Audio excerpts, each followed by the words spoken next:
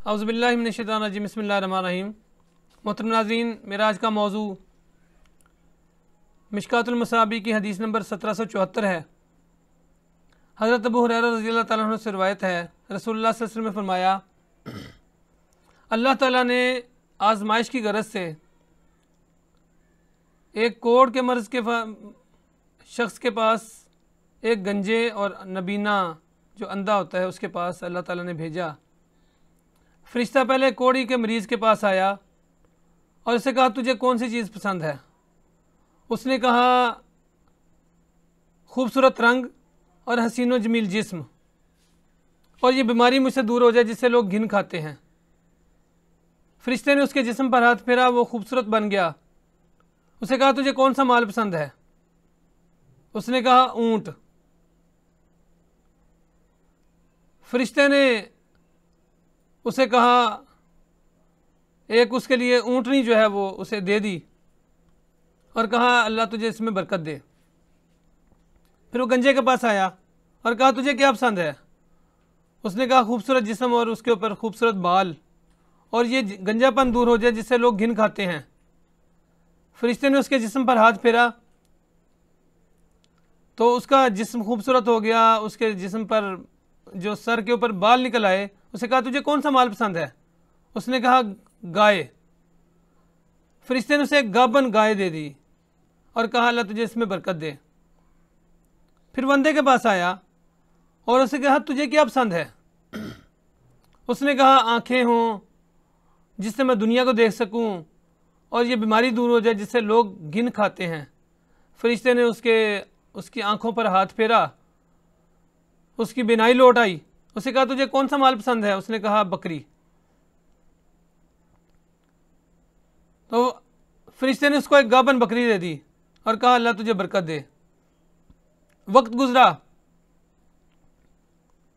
تو جو کوڑ کا مریض تھا اس کے پاس جنگل کے برابر اونٹ ہو گئے، جو گنجا تھا اس کے پاس جنگل کے برابر ہی گائے وغیرہ جو جانور ہیں ان کا ہو گیا، ریوڑ ہو گیا، اور جو اندھا تھا اس کے پاس بکریوں کا ریوڑ ہو گیا۔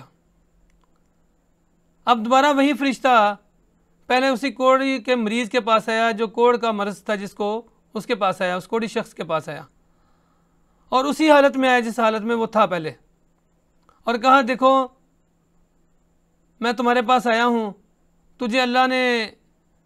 تو بھی اسی طرح تھا، اللہ نے تجھے صحیح کیا، اب تمہارے پاس مال ہے، میرے پاس تمہارے اور اللہ کے سوا کوئی سہارا نہیں ہے، تو میری مدد کرو۔ اس نے کہا، یہ تو میرے ماں باپ سے مجھے ملا ہے وراثت میں، اور میرے پاس اور بہت سارے حقوق ہیں، میں تمہارا حق کہاں سے ادا کروں؟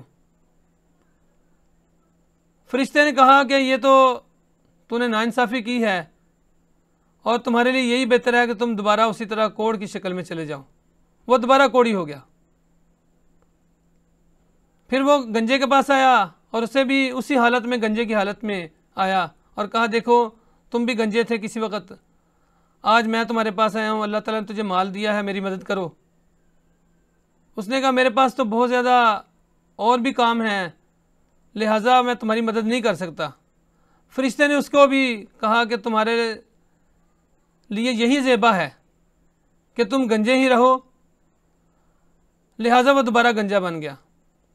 فرشتہ اندھے کے پاس آیا اور اسے کہا، دیکھو وہ اندھا بن کے اس کے پاس آیا اور کہا، تم بھی کبھی اندھے تھے، اللہ نے تمہارے اوپر فضل کیا تھا، آج تمہارے پاس مال ہے، اور مجھے اس میں سے، میرے پاس اللہ اور تمہارے سوا کوئی سہارا نہیں ہے، تو میری مدد کرو۔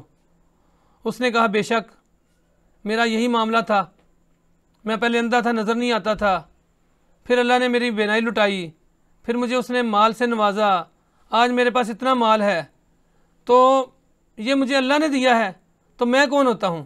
تم جتنا مال چاہو اس میں سے لے سکتے ہو، جس قدر چاہو لے سکتے ہو، میں تمہیں ہرگز نہیں روکوں گا، نہ تم پہ ناراض ہوں گا۔ فرشتے نے اسے کہا